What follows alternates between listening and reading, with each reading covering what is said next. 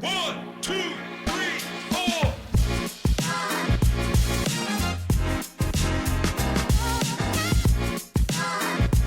Welcome to Captive Conversations. I'm your host, Adam from Captive Wi-Fi. Join us as we dive into behind-the-scenes stories of hospitality leaders exploring tech, operations, and marketing through the eyes of the experts. Let's get the inside scoop together. A little bit nervous, to be honest. You are a bit of a celebrity, to be fair, and you are very humble as well. So it's all come round. So I've seen all your podcasts, obviously, like the 7 you do a week. I don't know how you do it, but yeah, this is a good opportunity to understand and to listen really for your story. We always talk about storytelling, right? So I'm really interested to find out more, and I've heard little glimpses on digital hospitality and your podcast, but it'll be really good to sort of to know more. And I've been telling everyone about you over here, so now they get to actually know you, because we're going to post it on ours, which is really nice. So which is good. Okay, so I'm going to jump in. So the traditional stuff is questions from the last guest. So we had Dan Hawkey from Tipjar. And we got legislation coming over here in October where tipping is going to be completely legislated. I think it's happening over there in some states, to be honest. But it's going to be really interesting to see what's happens with service charge. Slowly, the states are changing. So they are doing some stuff in the US, but it's going to be very interesting over here to make it fair for tipping. I literally have 2 different companies. But his question, one of them was, if there was one change you could make in hospitality, to hospitality, what change would it be? And obviously he did for the UK because he's here, but generically in hospitality, is there a change? It's a big question. You know, I'm grateful, Adam, for you having me on the show, and anybody that's listening or watching to this podcast. I mean, I think one of the coolest things for me is where we are in 2024 and moving beyond because of the internet. I think that big change is coming. To be honest with you, I think that we are very early with internet adoption. And I know that seems crazy thing to say, but I work with some of the biggest brands in the restaurant space and in the restaurant technology space, and they have huge teams. You know, I have companies that have thousands of employees, tens of thousands of employees, and a lot of people are trying to figure out, what is YouTube? You know, how do we start a podcast? How do we make a better post on Instagram? How do we make something that isn't terrible on LinkedIn? And I think the companies that do start doing the work, you know, you've been doing the work. You know, you say that I'm not a celebrity. I'm just willing to look stupid and sound stupid. I mean, it's the truth. Yeah. You know, I knew that I had a failing restaurant, and if I didn't start doing whatever was in my means to promote the restaurant, talk about barbecue, talk about San Diego, build community, if I didn't do those things, we would have gone out of business. And, you know, because I've done those things for so long, I've learned along the way that the internet is very powerful. I mean, I consider you one of my closest friends, and I've never met you in real life, but we've spent hours, you know, tens of hours, maybe hundreds of hours together, either through your podcast, through content, through our LinkedIn lives that we do. And I know that when I bring my family to London, I'm going to be welcomed by you, by Scott Turner from Auden Hospitality, by Richard, by, you know, Andy Jones, by, you know, Chris Fletcher. Like, these are the heavyweights of hospitality in the UK. And just because I'm willing to talk about the stuff that we're doing, not just in San Diego, but in the United States. And, you know, now I've been fortunate to travel to Canada and different places. It's a very small world that we live in. You know, it's a very small world of people that are willing to speak their truth. You know, I started talking a lot about public speaking because I think it's very applicable, because we talk about content. You know, Adam, you're an outlier. I've been talking about this stuff for 7 years. I go on stages, I talk to executives, I talk to marketing teams and sales teams and founders and restaurant owners and bar owners, hotel owners. I tell them all the same thing that I'm going to say on this show. No one's coming to tell your story. You have everything you need in your pocket. Yeah. You can take out your smartphone. You can tell a story using video. I mean, you started posting videos on LinkedIn, and it was magical to watch your community and our community, the digital hospitality community, starting to engage and learn not just about Adam, but learn about London, learn about the UK, learn about hospitality, learn about technology that you guys are doing. So do you think that sorry to jump in. Do you think that a change that you would make is to, or a shift change is to let people know, one, not to be scared because your phone is content, to just whip that phone out and trying to push these companies all over the world to show their story? I do think a change is to get them to, I think the issue I see and the problem in hospitality is everyone's terrified. They're terrified of getting that phone out. They're terrified of what the reaction will be. But realistically, there's been some hilarious videos out there of like people doing NSYNC dance moves in Indian restaurants and getting their staff out and, just being silly, because you can be silly to start with. People just want to see the reality of it. Do you think that the change you would make in hospitality would be more present, do more content, and don't be afraid? So back to what I was talking about with public speaking, I can tell you in the United States, the number one human fear, do you know what that is? Public speaking. I don't know actually, really, because I mean, public speaking. Over what we see, I think we're a little bit more afraid. To be fair, I think when I speak to colleagues of mine in the US, and we see them talking and we see them chatting to people, and there's no barrier to open. Like, we would walk into a room and be a little bit quiet, a little bit reserved, and then sort of slowly speak to people. And then we see that is in the US as they're going to go out, and you can go out on stage, anyone can go out on stage and do it, but it is tough, right? I guess.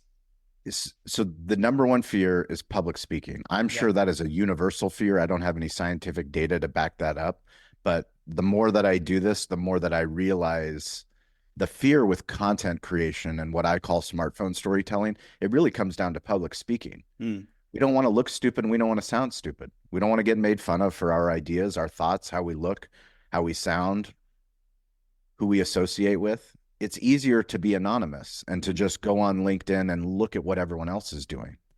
But when you do that, you don't get to have the magic of having these kinds of conversations.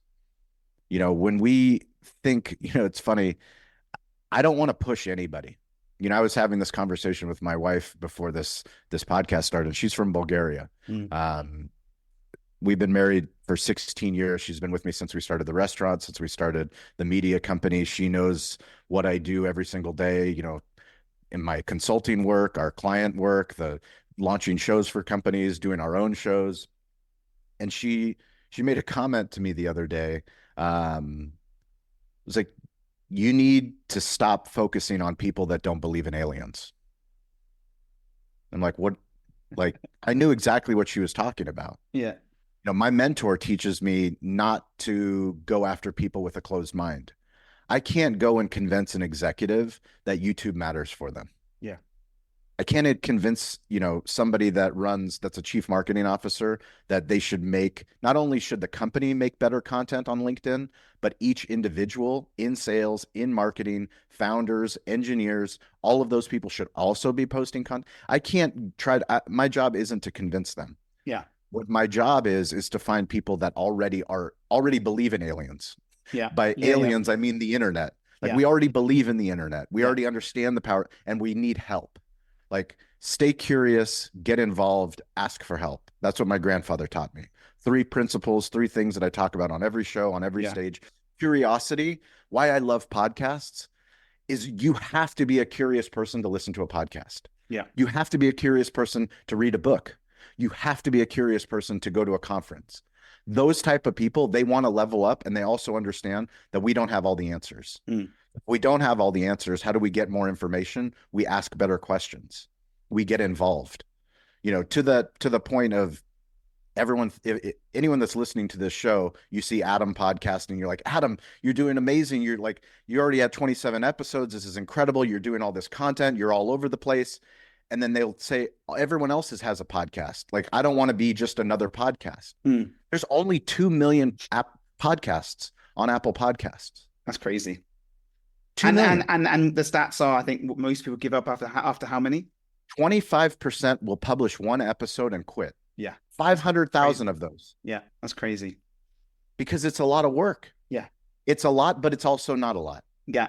Understanding that storytelling is foundational to who we are and what we do and how we reach bigger audiences, how we recruit better talent, how we get that customer that we want to reach, how we get that brand deal, that partnership that we're trying to go after.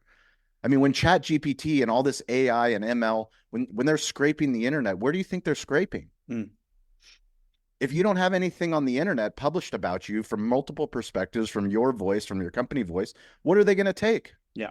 If you don't tell your story, someone else will, or it won't be told at all. I had a guy a guy called Mo from Pre-Shift last week, and his LinkedIn is just like nothing. There's no photo. It's all very like nothing. And his story on the podcast just blew me away. I've done this. I've been here. I've done this. I went this. We did this. We built this. I went from this company, and this is what we did. And I learned this. And I was like, that's amazing. I mean, why aren't you one? And he's laid back, just talking about it. I was like, one, tell everyone about this, because he's got a great company. He does lots of referrals. It's fantastic.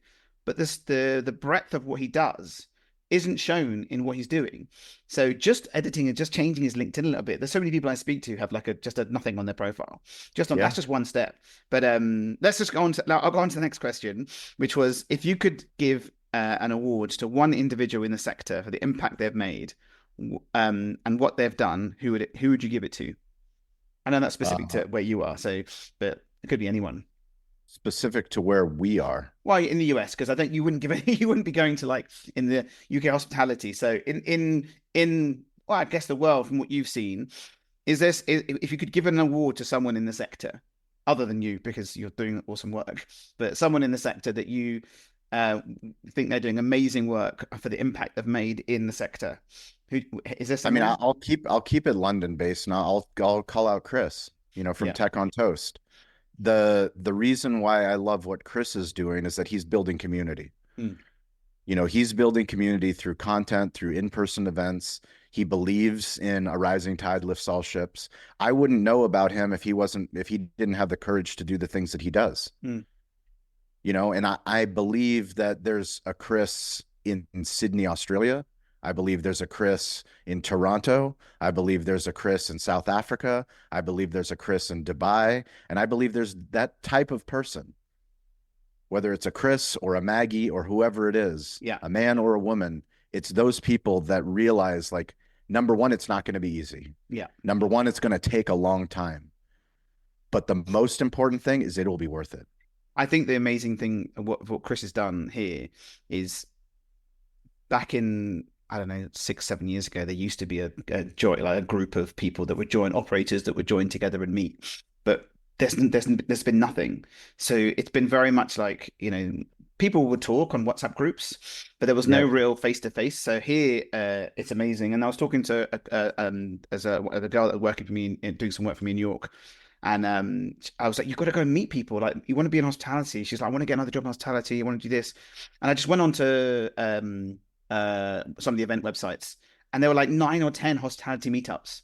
I was like, just go to the meetup, meet people, talk to people, tell your story, tell them what you want to do, where you are. As a hospitality, it's a different beast. It's a different beast, not like corporate environment when everyone sits in suits and doesn't talk to each other.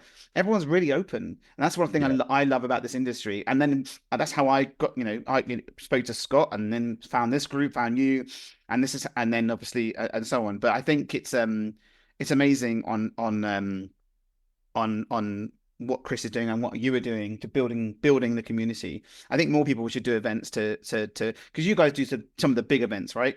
But I think and Toast does some of the smaller events in each city. I think I love that there's little meetups. I know you guys when you get the opportunity, you will meet everyone from the group, which is really cool. But I know Scott's coming over soon. But okay, I'm going to dive into standard questions, and then we can talk more about other stuff. So the first generic question we have is your best hospitality experience? My best hospitality experience. I will go back to June 28th, 2007. Yeah. So this is not your traditional hospitality experience, but this is something that I feel deeply about. Our thesis is that every business is in the hospitality business, whether they know it or not. And this hospitality experience was the birth of my first son. Oh. So we went to Mary Birtch Hospital here in San Diego, which is world renowned. They have a phenomenal hospital, but as great as the care was, the medical care for my wife, what I was most impressed with was the communication, the attention to detail, listening to me, listening to my wife, communicating nurse by nurse on a whiteboard, figuring out who we are, the little gifts that they gave us along the way to new parents, the education that they gave us if we wanted to take a class on breastfeeding or changing a diaper or swaddling a baby. I walked out, obviously as a new father with my son, but I walked out feeling like I was George Clooney. Like they just took care of me like I was a king. And from the conversations that I've had with other fathers and mothers that had their children born in Mary Birtch Hospital, they have the same stories. Same consistency. The same consistency. You know, there's magical moments that happen at airports, that happen at stadiums, that happen at hospitals, that happen at funeral homes. That's hospitality. Yeah. You know, it's absolutely. Okay. On to the next question, which is best. I know you're gonna. It's an easy answer for you. Best hospitality tech. You set me up with that one. Well, for those that don't know, I am officially the Toast unboxing guy. Toast is the primary technology partner for our barbecue restaurants. In 2020, July of 2020, I told my rep, Will Eppard, who's my sales rep, that we were a barbecue media company and that we were going to tell stories about onboarding with Toast and going live with Toast and all the good things, all the bad things. We were just going to build in public. And if he was interested in that, then we would be happy to switch from Aloha over to Toast. We were very impressed with what they were going to help us do with online ordering. A lot of the tools that they had were going to put us where we wanted to take our barbecue business. And we did an unboxing video, me and my general manager. You can go to Google and put Toast unboxing video, and guaranteed probably one of the first ones to show up will be me and my general manager. Did you were you because I saw in a little episode a little while ago, did you call them and ask them to make you or did you ask them to make you a nice box, or they knew? No. Are they no, just, I mean, that's a good question. I should check with Will to find out, you know, how deep he got with make sure the boxes look good, make sure they all come on time. But I'm not sure. That is a good question. I will do some storytelling due diligence to find out how deep it got. Because to be fair, I have seen it and I will put it in the show notes. It was freaking awesome, but it was an awesome box as well. It was like they did a brilliant job with branding. They gave us everything. We unboxed everything, you know, like a kid would do on Christmas with Christmas presents. But that was the beginning of, you know, a really deep relationship. We made a go live video with Toast. Eventually, during the pandemic, I was interviewed with Sam, the cooking guy, by their CEO at the time, which is Chris Comparato. We did a virtual Sam, the cooking guy, taught all of the toasters how to make 5 different types of toast.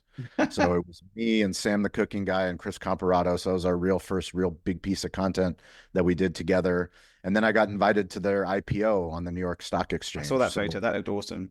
Yeah, I was there with, you know, 20 other restaurants that were way more successful than us, that had been on the platform for much longer. But a very interesting point is, what other tech companies would invite their restaurants, even big clients, to an IPO? Yeah. I mean, just in the past, it would never happen. They would never do it because you're not important, because their technology is more important. And that's one thing I do like about the brand is the importance of the customer. It was, the customers were forefront. It was amazing. They had a huge, you know, pop-up restaurant display right in front of the New York Stock Exchange on Wall Street. It was, you know, we feel like it's our company, which is what you want them. And it's hard to do the bigger that you get. But, you know, now I'm on the customer advisory board. So I go to Boston. They just got a new headquarters in South Boston, the Seaport District. So I meet quarterly with a group, SMB group, small, medium-sized business group.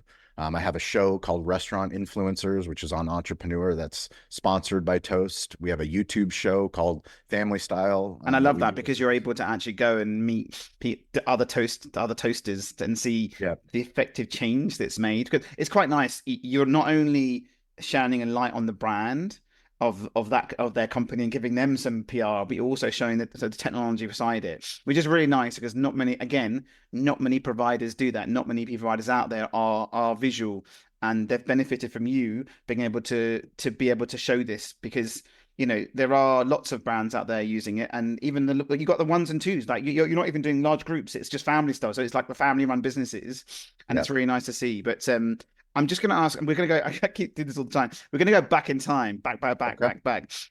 How did you get into hospitality?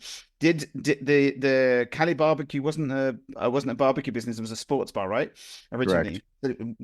Let's talk about your beginnings, because like you have talked a bit about your history with your grandfather as well, which is an awesome story. Where was the first key into hospitality? Did you have another role before, or like where did it begin? I love that. So for those that are watching on YouTube or on video, I'm holding up a photo of me in 1995. So I was 13 years old. I've got this ridiculous chef hat on, but I'm at the dishwasher. So I was washing dishes at the age of 13. And the craziest thing about this photo is we have this exact same restaurant. We have a dishwasher at the same exact location. Oh, really? Wow. So now I now own the restaurant where I was washing these dishes. So you were pot wash. I was a pot wash. Amazing. Yes. And that's an interesting foundation, because we speak to people who are like, directors of businesses, head of project management, and the majority all started in the basis of hospitality. Yep. So so you started a pot wash, and then I started a pot wash. And then what was the route? Pot wash. So I never met my father. I was raised by my Bulgarian grandfather and my Japanese grandmother. I was raised in privilege. La Jolla is where I grew up. And for those that don't know, La Jolla means the jewel.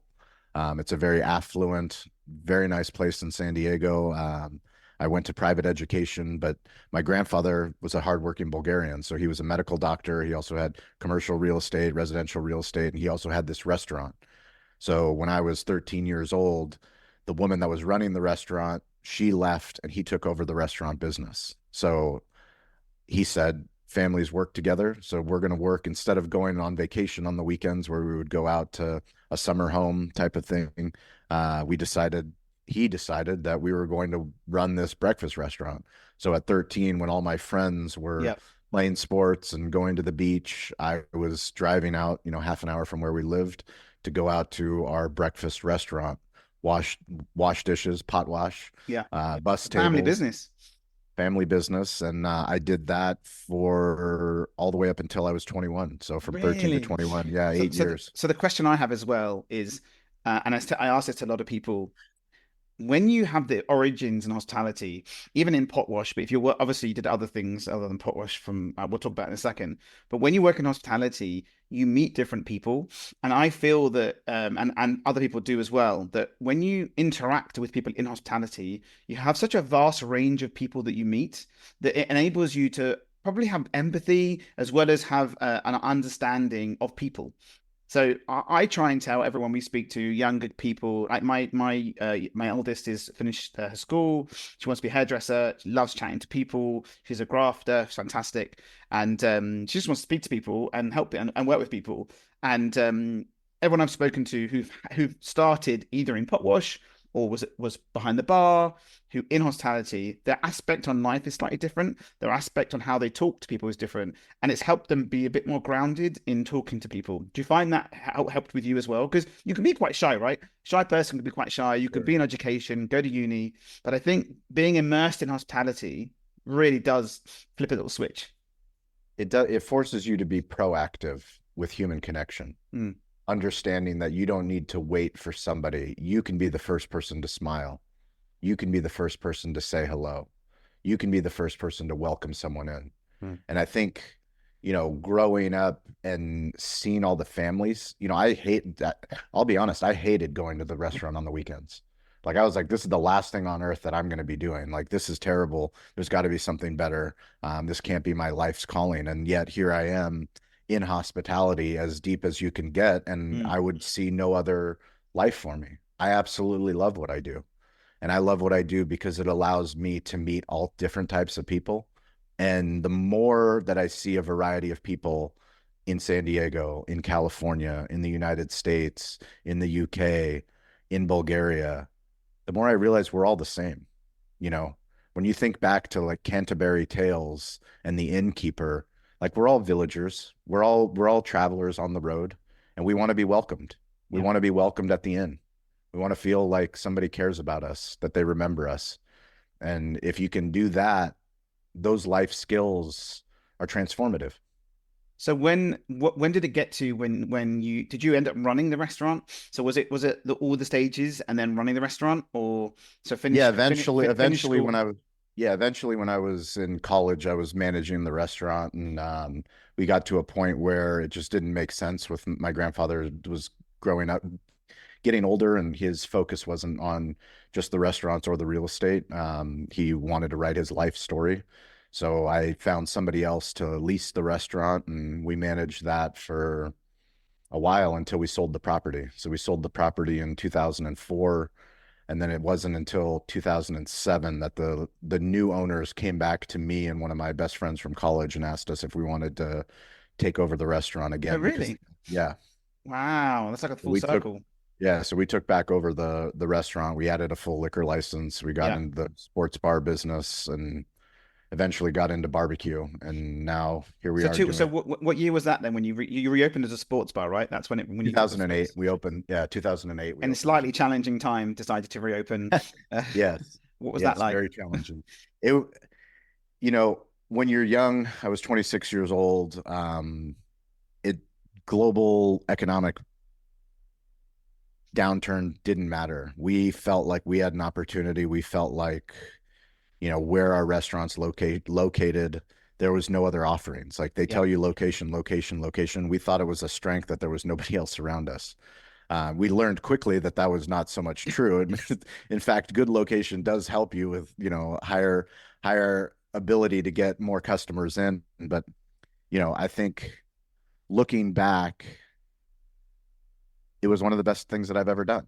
It was the hardest thing I've ever done. And Yeah. it's still, 16 years later, we just opened up on the San Diego Navy base. So we have a QSR, quick service restaurant, 800 square feet. We took over a former Kentucky Fried Chicken. We're right next to Subway and Pizza Hut and Five Amazing. Guys and Panda Express and Starbucks. But, we have a very successful location. We've only been open this is our third week. Oh, amazing. That's amazing. I've It's seen our the videos all, and it's really nice because I feel like I'm part of it. Like the sharing that you do, it's really nice because it's the sharing that you do that makes everyone feel like they're part of your journey. And I think yeah, that's the thing that I share with other people. I'm like, look, this is really simple. It's just a video of someone yeah, walking in. Like it's yeah. nothing special. It's not like, Nothing special. Yeah, right? But it's effective and your heart goes right because you see the yeah, global brands and then you see you and it's interesting. It's really nice, and I like seeing like non giant brands going in because it also I don't know it's something for I love it with the local community.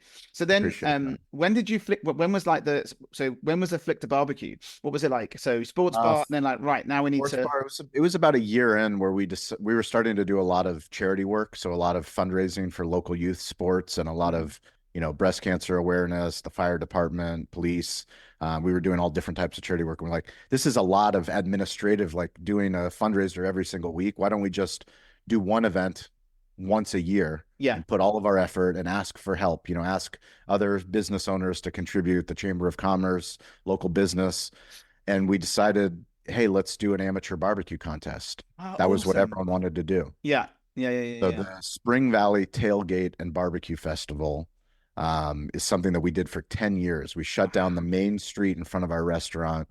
We would have about 20 amateur barbecue teams, yeah all to raise money for local youth. And after we did that, a mentor of mine, he was the one who helped me organize the event, helped us put up the structure because he had done professional events. And he said, Shawn, if you want to learn how to do barbecue the right way, I'll teach you. oh You can wow slowly, yeah, you can slowly add it to your menu, and yeah you could use my smoker. So we had an old hickory smoker, and slowly every day by day, we started adding barbecue, and we realized that it was really hard to do good barbecue. yeah Really hard. Like it takes a lot of time, takes a lot of expertise, and if we did it well, then it would be a compelling thing for San Diego, for people to drive all over San Diego to come out and visit us. So, And was there much barbecue in the area at that point? not at that point, no. There's been more, but still, it's still hard. We're a small community of craft barbecue locations here. Because it's hard to get it right as well. I mean, even in London, there's not that many amazing barbecue places. I mean, you're cooking for, you know, anywhere. Ribs take us 6 hours to cook, all the way up to brisket, which is 14 hours overnight. So that's every single day. Yeah. Every single day. It's mental. It's mental. It's so okay. So you slowly started to transition in, and then had you met your wife yet? Or you'd already met your wife, actually? I met her the year we opened our restaurant. Oh, wow. So we opened in 2008, and my grandfather passed away the same year, which was very tough, obviously, for me, but he got to see us take over the restaurant. Oh, He also got to meet my wife. Did he? Oh, amazing. Yeah, him being Bulgarian, it was a very special thing for him to know that I was dating a Bulgarian woman. So yeah, it was very special. Amazing. And then has your wife been helping you with the business at all, or she? Absolutely. Amazing. She's the reason why there's a restaurant. She's the reason why there's a company. She's the reason why there's a wolf pack. Yeah. I mean, she's my closest confidant. She's the one that she knows me better than I know myself. She helps, you know, chisel away at me to make sure that I'm always being a little bit better every single day. But I mean, I can't ask for somebody that's been more supportive of my crazy dreams. Yeah. You know, when you have crazy dreams and you tell people, first of all, you're doing barbecue in San Diego, they laugh at you. Then when you start doing a podcast in 2017 and people are saying, what the hell are you doing? That doesn't make any sense. Like, where's the ROI? Where's the return on investment of doing a podcast? And there wasn't. I kept putting our money in for 5 years until we got our first brand deal. Yeah. Until we got our first sponsorship. And you know, now we work with probably 17 different companies to do content, whether it's consulting or content or shows. Well, on that note, we can shout out about Incentivio's podcast. Yes. That would the Incentivio, Data awesome. Delicacies. Please go check out Data Delicacies. Arun is the host. We'll put the links. It's the editing's freaking awesome, by the way. So that's Thank you. That is got an amazing team. Yeah. So how big's the team now? So we have seven on the team, and then for events we can go up to like 14 when we do like the full event production, like we do at the Chicago National Restaurant Association show. Yeah, that production was pretty nice. How many hours of footage did you have for the Chicago one? Oh my gosh, we had I think 4 terabytes of footage. Yeah, it was insane. We're still publishing content, like literally. Like this week's restaurant influencer show is Pop Menu CEOs, and we've got a lot of really good stuff still. That's from that awesome. show. I also think that they don't do enough. All these shows, they're great, and they're one day, and they might do like a one video of someone walking around. I know, it's crazy, and they just don't really think about the reality of that. So some of them in the past have done like a podcast studio, great, you know, sponsored by whoever, but there isn't like there's so many people there, and they spend all this money. Just to have a tiny little stand, but why didn't you showcase them? Why don't they go like there's a food trader here, a food hall trader up north, and he's just whipped his camera out now, got the owner of the food trader, sat down, and he goes, tell me about your story. And they're like, oh, we came to this country from the Philippines, we wanted to bring food here, and I'm like smiling my face off, but to the point of like the tech shows. Why aren't they going around and filming and interviewing and chatting? Just a quick chat, like 20 seconds, 30 seconds. Give me this is sell me the pen. Do you know what I mean? The upsell. So I wish that I'd love to have more of myself with more cameras to go out and do it just for people. But no, that's amazing. I think it's really nice because you're sharing some awesome things as well. So when was your first podcast? 2017, May of 2017. And how did that turn?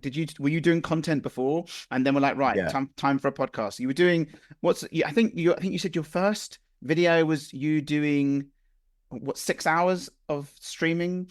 Or, well, that was my first live TikTok live. Yeah, so sometime during the pandemic, I went live on TikTok. Actually, my family, my wife and the kids, they go to see their grandparents, and I go with them every summer to Bulgaria. And this year, this particular year, they went early.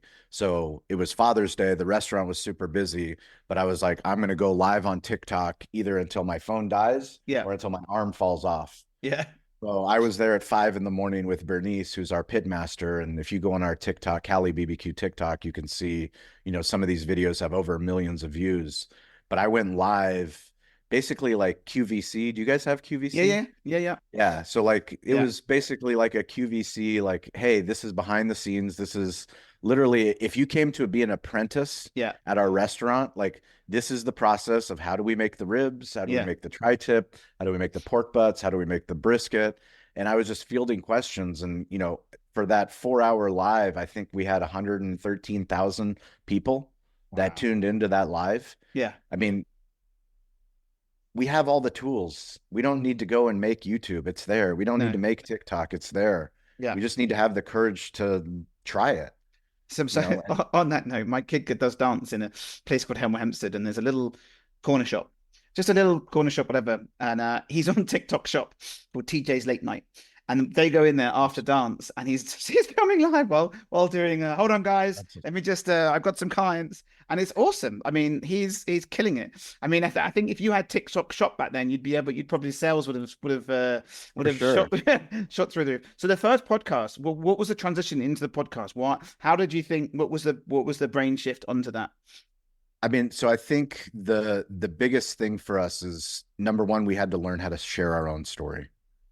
Like I had to have the courage to look stupid and sound stupid and use Facebook and eventually use Instagram and eventually use Google and eventually improve our website and just try out these digital playgrounds. I refer to social media apps as digital playgrounds. Yeah. They're just equipment on a playground. And too many people are scared of Facebook, or they're scared of LinkedIn, or they're scared of YouTube, or they're scared of TikTok. And like, it's not scary if you just go and play with it. Like it's not scary for a kid to get onto a merry-go-round. It is when you look at it and you're a little tiny kid and you're trying to get on the merry-go-round, you're like, that's for big kids. Yeah. But eventually you get on it and you're like, this is kind of fun. I get it. Yeah.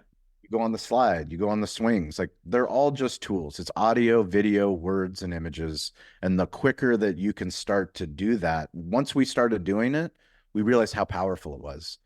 And we realized that it wasn't just our story that mattered, but other business owners, their story mattered too. So I can learn from other business owners. So with the podcast, were you talking about telling stories about yourself? Were you talking about always talking about other people? So the name of the first podcast was Behind the Smoke. So that's now that show's called Digital Hospitality now. Same RSS feed, but all the way.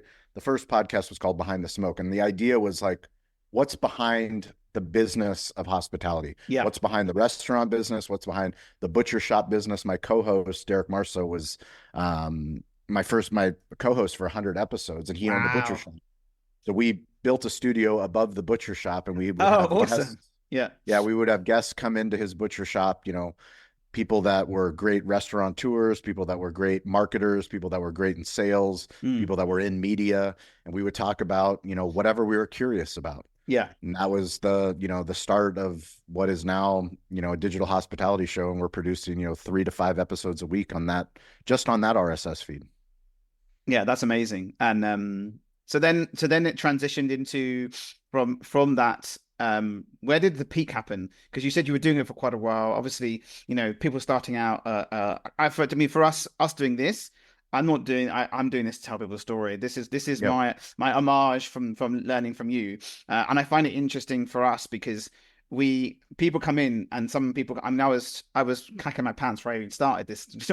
I was sweating before I even hit you when we started to talk. But I have people coming in and they sit down and they're all super nervous, and then after 15 minutes, because it's just a chat, right? It's a chat, it's an easy conversation. And I've had I think 5 or 6 people that've never done a podcast before. They're like you've popped my podcast cherry, which is really funny. But it's nice because now they're like, well, that was easy. That was easy. So I'm hoping the more we do here, and the more people get on, we'll hopefully let them get more content. And we're doing We're doing some operators as well, which is nice. So it's nice to hear from both. Lots of technology, but lots of operators. So there's some awesome stuff. I mean, I had William Connors on. We were talking the other day. His story is just like crazy. So next questions we have are, well, okay, let's talk about the LinkedIn anyway, and let's talk about the origins of where that started. If I'm not mistaken, when was the group? Was it during the pandemic that it was on Clubhouse? Yeah. So during the pandemic, Clubhouse social audio app became very popular. We were very eager to test it out, to try it out, and Stover, myself, Toby, Kyle, TJ. The idea was, why don't, instead of Cali BBQ Media just meeting, over Zoom, why don't we have a public meeting? Like, if we're turning a restaurant business into a media company, like, maybe somebody else will also want to turn their marketing into media. Maybe they can learn from our conversations. Yeah. And that was the beginning of what is now a bi-weekly call. So every Wednesday, every Friday at 10 a.m. Pacific time, 6 p.m. London time, 6 p.m. London time on LinkedIn. If you go to Cali BBQ Media, you can join a live podcast. So we can get up to 17 people on stage. It's an audio only room, but everyone goes down, introduces themselves, takes 60 seconds to, who are you? What do you believe? And then we have a topic of the day. Yeah. And every single person gets to contribute their story or their lesson to the topic. And you would be amazed. I mean, anybody can go to Digital Hospitality and search Rising Tide LinkedIn Live for any of our previous episodes that Adam is on, Scott is on. We have so many awesome people. Richard. Have you met Richard Liverman? Yeah, no. How's that possible? I know. We need to hook up. I'm making that happen. I'm making that introduction right after this. Yeah. You'll love Richard. I've spoken. We've sort of like briefly, virtually crossed paths, but I've not actually met him. So I'm making that happen. Yeah, with Richard. Yeah, to be fair, Richard comes on and he teaches us proper English. Yeah. He gives me the proper English. He says, you Americans fuck these words up. I got to make sure. He does have a very good accent too, to be honest. I reckon I'd speak a bit posher when I spoke to him, to be fair, because my accent changes. But no, we've crossed paths, and I've not actually spoken to him, but he's got a lot of wisdom, which is nice. He does. Nice. He's worked with some amazing global brands, and he just always has so much value to add to the conversation. I think the nice thing as well is that so what I do on my pod, we tend to do a little snippet of telling people about it. I sort of like break out and then tell people to join. I need to try and get more people to join. I've actually spoken to a couple of people about doing something similar just for like a group here in the UK, in London and stuff. And I've had some people going, yeah, we'll do it. So I was like, it won't be any advertising. There's no one allowed to shout about their product. It's just going to be a 20-30 minute thing. Jump in. You want any advice? Yeah. Go on. You gotta pick a day, pick a time, and do it no matter what. Yeah, I need to. A time, no matter what. That's your live show. The thing is that I'm a bit of a person that just hits the ground running and goes. So we're doing the businesses that we have at the moment. We're developing software for hospitality. I'm doing this podcast, and I have a problem, and I hate that word, but I have a problem where once I start, I generally just don't stop. So I mean, literally, I think last week I did 2, and then the week before I did 3, and then I've got you, and then I've got another one that I had another 2 this week. So I'm now just starting to slow down a bit because pushing them. They're like, when's this going to come out? And I'm like, well, episode 16 just came out, and you're 27. So I don't want to do like I can't do one throughout the week, like 2 a week. Just a bit silly. So I think once I've done, it's not. Once you build the infrastructure, yes, it's not silly. I just don't. I think I worry because there's only a certain amount of time people will see. I reckon I could probably do 2 a week, but I want to give 2 a week. I want to give the visibility with the clips into Opus to people and give their clips throughout the week so that people are that show was there. But you're right. You're right. I do need to do too much stuff on the internet. There's not enough stuff on the internet. That's the problem. There's not enough good stuff. Yeah, true. Yeah, I think Opus. Yeah, give the people what they want, Adam. Yeah, no, you're right. I take that advice. Thank you. I just Yes. I need to put it through and I actually got to be implement careful with people like you when I give advice because you actually will do it. it. Yeah, your episode will come out next week. No, Yeah. but yeah, no, I found it really interesting. The LinkedIn Live is there's so many interesting insights in there, and I really thank you and the team for expanding that because there's some great connections that we've made. There's some really interesting insights in there, and it's really nice because anyone can join, Yeah. which is nice. So I think I want to. Yeah, you're right. I need to. You're very much a doer, and I am, but that is something that I was asking other people rather than telling people. So Yep. I think I'm definitely going to tell people. Let Okay, me know. I'll come and join support. yeah, yeah. I was thinking about doing it midday our time, which is a bit challenging for you, to be fair. Nothing's So challenging for me. you don't Nothing's sleep, so it's all challenging for good. me. No, it's all good. Absolutely. Thank you very much. I appreciate it. Okay, so we are coming near the end, and I think the last question I had was here, just was really something advice for entrepreneurs. Like, what would you give? What advice would you give for new businesses starting, not just for building their brand? Because you're a bit of a unicorn. You're a media company and in the hospitality business and have restaurants. Like it's not many people that do what you do. Like there's people who are in media, great, and they do the media thing, but no. Shawn's decided to do 5 different things: to do production for other people, do production for himself, work with Toast, do yeah. So and listen, you've done amazing because the media company, the quality of what you're producing is freaking awesome, Thank and you. I can't wait for people to over here to see more of it. And I'm going to push Toast and Phil, who will come on soon, to get you over here so you can do family style over here. Can't wait. Yeah, Yeah, the family style's coming. It's coming to London. I That's can't wait. UK, London. I can't wait. Yeah, you need to do a European tour with Toast. Actually, And no, and restaurant influencers. I'll yeah, get a lot of got a UK hospitality on the that's going to be entrepreneur show. that's going to be amazing. But Yeah. what advice would you give to and someone starting out for a new business in hospitality from your experience throughout the wars of hospitality and for media? Like, what's the key pieces of advice you give to people? Stop praying for as fast as possible and start praying for as long as it takes. I like You that. cannot lose if you do not quit. That's deep. This is a hard business, but it is a beautiful business. If you have the willingness, everything goes back. One of my favorite things as a new dad, as my son started to learn how to walk and my daughter learned how to walk, I would always teach them the Batman mantra, which is, why do we fall? Why do we fall, Adam? I don't know. Why do we fall? So we can learn how to get back up. I love that. I love that. So And we can learn how to get back up. true. I mean, that's all it is. The more that you fall, Yeah. the quicker you learn how to get back You up. have to make mistakes to learn.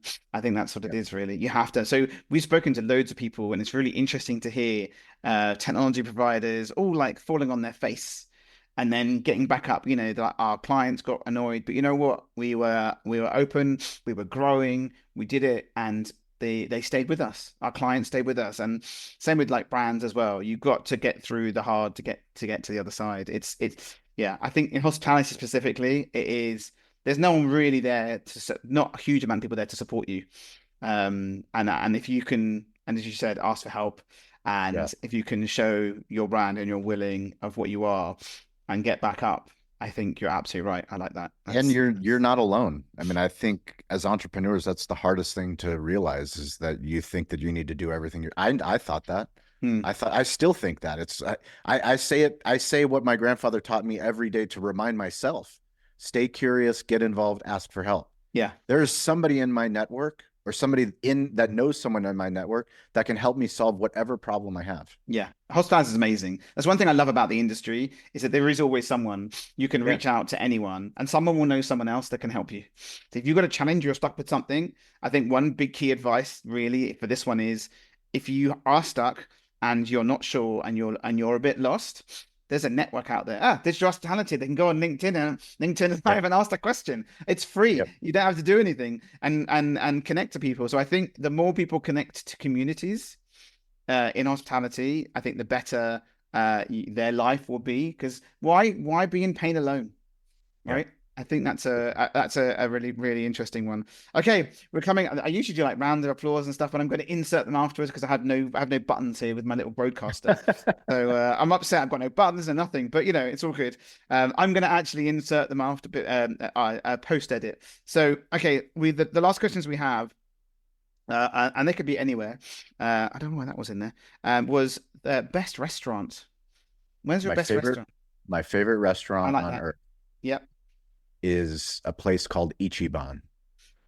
So this place is in Pacific Beach, California, and it will not be on any Michelin guide. It will not be in any best list. It will not have the most 5-star reviews on Yelp. It is the most unassuming, beautiful, magical Japanese comfort food that you'll ever have. And it's because I grew up there. I Okay. grew up in that restaurant with my Japanese grandmother, my Bulgarian grandfather, Oh. and I would go there once a week and we'd have udon noodles and Yeah. yakisoba noodles and chicken teriyaki and just all this amazing Japanese comfort food.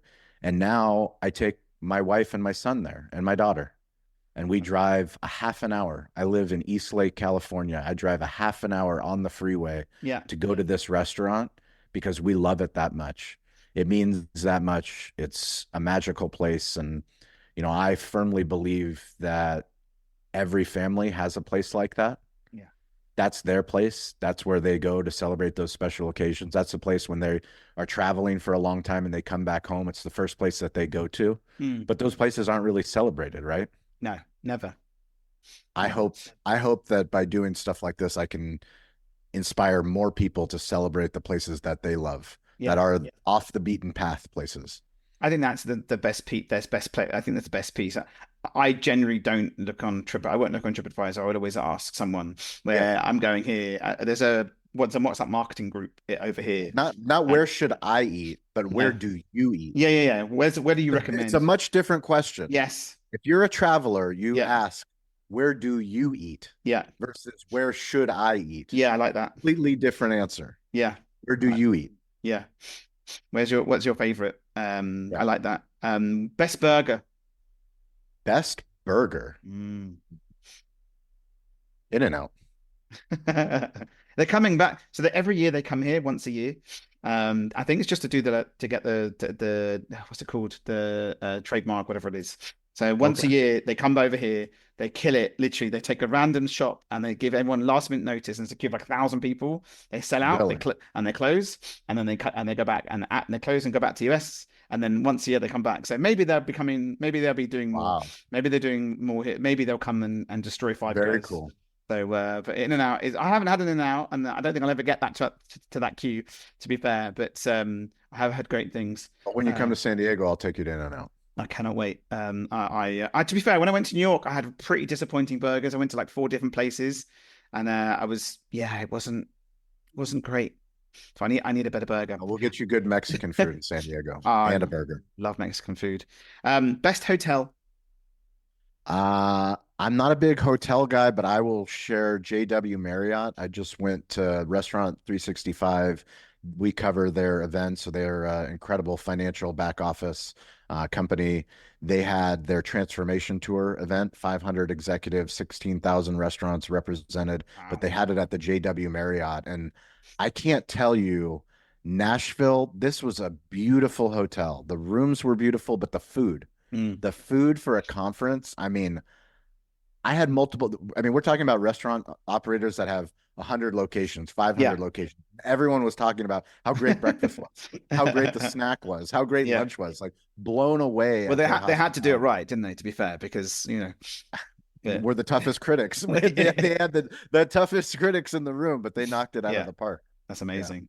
We went to Thailand last Christmas, and we went to the Marriott in Phuket. There's a Benihana's inside the Marriott. And it was my daughter's birthday, so it's like a special occasion. And we drove in, and it was really strange. We drove in, and it was all the way down this long road, and then I felt like I was in either sort of like Spain or America. It was literally like an American hotel. It was a Marriott American hotel in Thailand. You walk in, you had it was huge, and they had like 5 restaurants. It was like its own complex.